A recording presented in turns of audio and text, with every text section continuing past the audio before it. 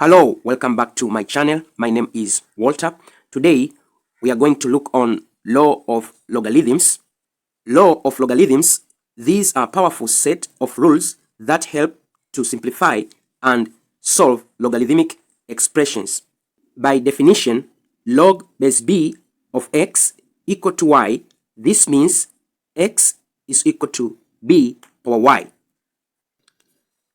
Let us clarify what this means. Log base 10 of 100, this is equal to 2. This means that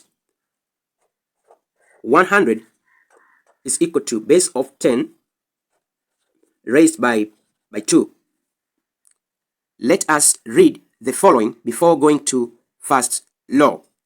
Number 1 is read as log of x. Number 2 is read as log of 3. Number 3 is read as log base 2 of x.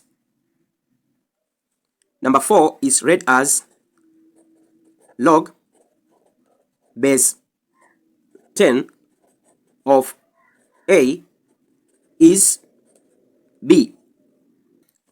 After knowing how to read these logs, let us go to law number 1. The first law states that log base a of a, this is equal to 1. Let us see examples here. Log base 3 of 3, this is equal to 1. That is question number 1. Question number 2, log base 5 of 5, this is equal to 1.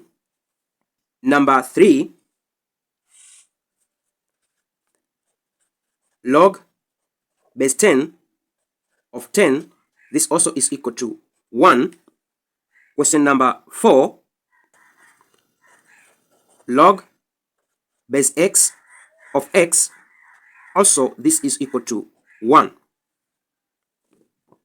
This is essential rule. We are going to use it to the future questions.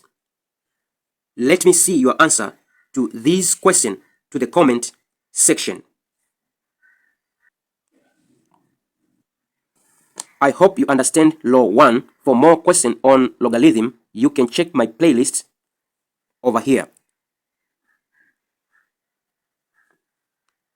Thank you very much for listening. Don't forget to subscribe, share, and comment to this video. See you next time. Bye.